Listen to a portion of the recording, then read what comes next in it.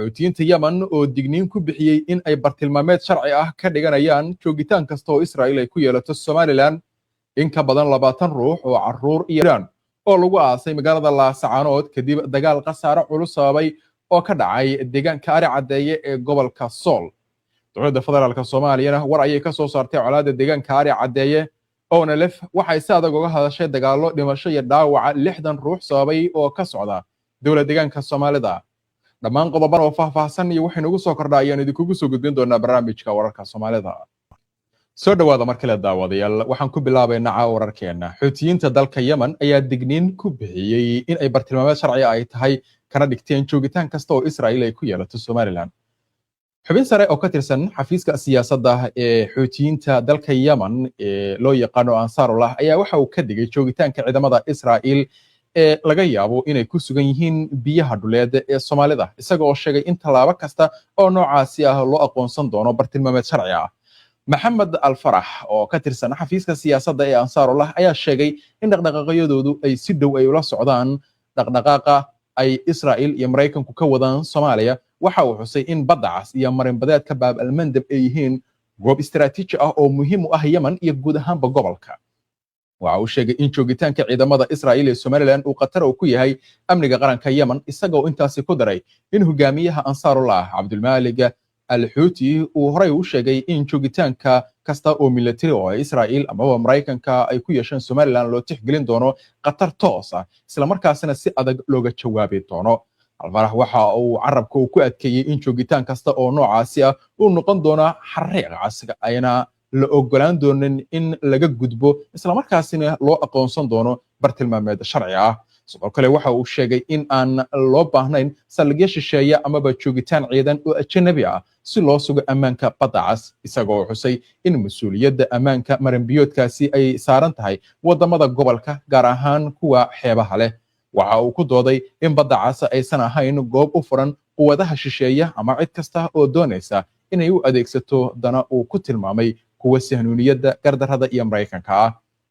bishii December ee sanadkii hore 2025 Israa'iil ayaa u aqoonsatay Somaliland dal ahaan, laakiin dowladda federaalka Soomaaliya ayaa si adag uga hortimid tallaabadaasi iyada oo ku tilmaantay mid sharci darro ah, isla markaasina ay ku celisay in Somaliland ay qayb ka tahay dhulka Jamhuuriyadda Federaalka Soomaaliya.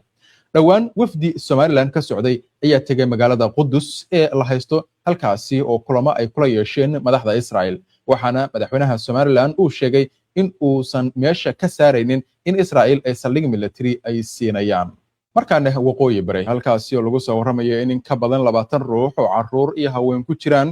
lagu aasay magaalada Laascaanood kadib dagaalo khasaare culus sababay oo ka dhacay deegaanka Ari Cadeeye ee gobolka Sool.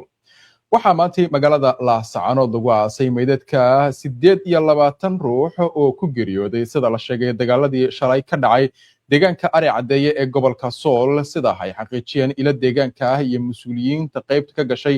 aaskaasi maantay ka dhacay magaalada.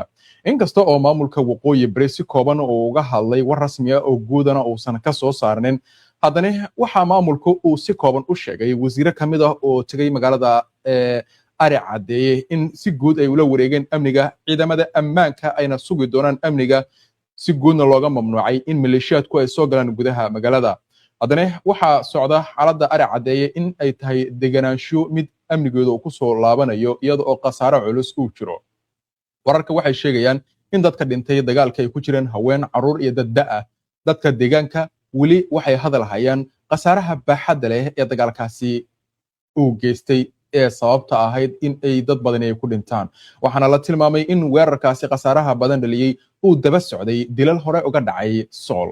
mid ka mid ah odayaasha dhaqanka Ari Cadeeye ayaa waxa uu sheegay in dagaalka ka dhacay deegaanka ay gaartay dadka ku dhintay 28 ruux, isagoo tilmaamay in laga baaqsan karay dhacdada. sidoo kale saraakiisha hay'adaha ammaanka ee maamulka waqooyi bari ayaa waxa uu sheegay in ay yeesheen kulamo la xiriira xaaladda amni, hase yeeshee weli wax war rasmi ah kama aysan soo saarnin go'aanada laga gaaray arrimahaasi, walow goor sii horeysay ama goor dhow sargaal ka tirsan maamulka waqooyi bari uu sheegay in si guud ay ula wareegeen ciidamada ammaanku magaalada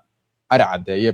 waxgaradka deegaanka Ari Cadeeye ayaa waxaa lagu soo warramayaa dhanka kale iyaguna inay bilaabeen wadahadal lagu doonayo in lagu dejiyo xiisada taagan si looga hortago rabshado hor leh iyo in colaadu ay dib uga qaraxdo deegaanka halka ila madax bannaan ay sheegeen in dagaalkan uu ku soo beegmay xilli gobolka sool marar kala duwan ay ka dhaceen xiisado iyo dilo la xiriira aanooyin hore iyo khilaafaad deegaanka ka jiray geesta kale dowladda federaalka Soomaaliya ayaa iyaduna war cusub ka soo saartay colaadda ka taagan gobolka wasaaradda arrimaha gudaha federaalka Soomaaliya ayaa maantay waxa ay ka hadashay colaadda Ari Cadeeye taasi oo ay ku tilmaantay mid nasiib darro ah oo gobolka ku dhex martay laba maleeshiya beeleed war-saxaafadeed ay soo saartay wasaaradda ayaa waxaa si adag ay uga cambaaraysay falalka gacanka hadalka ah ee sababay khasaaraha nafeed iyo dhaawacyada soo gaaray dadka rayidka ah iyadoo xustay inay aad ay uga xun tahay dhibaatada dhex martay dadka wadadega gobolka si gaara magaalada Ari Cadeeye sidoo kale wasaaraddu waxa ay ugu baaqday si degdeg ah ugu baaqday mas'uuliyiinta iyo dhinacyada ishaya in si shuruud la'aan loo joojiyo colaadda iyo dhammaan falalka hurinta kara ama falal hurin kara colaadda ka jirta gobolka iyadoo dhinacyada ishaya loogu baaqay in ay mudnaanta koobaad siiyaan nabadda wada noolaanshiyaha iyo ilaalinta xasiloonida ee shacabka waxaa si gaar ah loogu baaqay odayaasha dhaqanka culimada haweenka dhalinyarada iyo dhammaan waxgaradka deegaanka inay u istaagaan sidii loo damin lahaa xiisadan loona heli lahaa wada hadal dhab ah wasaaraddu waxa ay ka codsanaysaa mas'uuliyiinta dowladda goboleedka waqooyi bari in ay door muuqda ay ka qaataan dejinta xiisada iyo raadinta xal nabadeed oo waara si looga hortago in colaadani ay sii fido ama ay geysato dhibaato intaasi ka badan waxaa muhiim ah in dhinacyada oo dhani ay ka shaqeeyaan raadinta xasiloonida iyo in meel looga soo wada jeesto wax kasta oo wax u dhimaya nabadgelyada guud ayaa lagu yiri bayaanka ka soo baxay wasaaradda arrimaha gudaha federaalka yahay markaan ONLF waxa ay war cusub ay ka soo saartay dagaalka ka socda dowlad deegaanka Soomaalida kaasi oo sheegtay in dad tiradoodu gaarayso 60 ruux ay dhimasho dhaawac ay ku noqdeen ururka ONLF ayaa war saxaafadeed ay soo saartay maanta waxa ay ku sheegtay in si weyn ay uga walaacsan tahay dagaalo iyo rabshado maalmihii ugu dambeeyay ka socday deegaanka Doolo waa gobolka Doolo ee dowlad deegaanka Soomaalida kuwaasi oo sababay khasaare dhimasho iyo dhaawac oo soo gaaray dad ku nool gobolka ONLF waxay sheegtay in dagaaladan ku bilowdeen iska horimaadyo u dhaxeeyay laba reer oo deegaanka balse ay xaaladdu ay si cakrintay sida hadalka u dhigantay kadib markii ay ciidamo ka tirsan booliiska deegaanka ee la geeyo goobta sida lagu sheegay war saxaafadeedka dhacdooyinkaasi waxa ku dhintay in ka badan 20 qof halka ay ku dhaawacmeen 40 qof oo kale oo dhaawacyo ay soo gaareen dhacdooyinkaasi waxa ku naf waayay in ka badan 20 qof halka ku dhawaad 40 kale ay ku dhaawacmeen dhaawacyo kala duwan ay soo gaareen iyadoo xaaladdu wali ay kacsan tahay qatartuna sii jirto ONLF waxa ay si adag ay u cambaaraynaysaa dhammaan falalka sababay daadinta dhiigga shacabka Soomaaliyeed waxaana ay ugu baaqaysaa qodobadan soo socda ayaa lagu yiri kuwaasi oo ay ku jireen in la joojiyo xiisada dib habeen loo sameeyo ama wada hadallo la sameeyo lagana fogaado dhibaatooyinka rabshadaha keeni kara iyo in fawdada iyo dilalku ay sii socdaan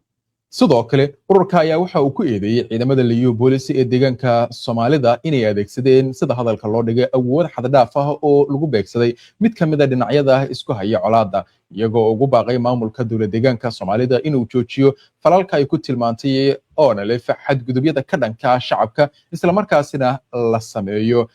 baaritaano madax bannaan oo lagu ogaanayo mas'uuliyadda dhacdooyinkan iyo cidda ka dambeysay ONLF waxa ay ugu baaqday labada dhinac ee dagaalamaya in si degdeg ah ay u joojiyaan colaadda waxaana ay u soo jeedisay isimada dhaqanka salaadiinta cuqaasha iyo waxgaradka inay hormuud ay ka noqdaan dadaalada dib u heshiisiinta halka ay dalbatay in gargaar iyo magdhow la gaarsiiyo qoysaska ay saameeyeen dagaalka ka socda Doolo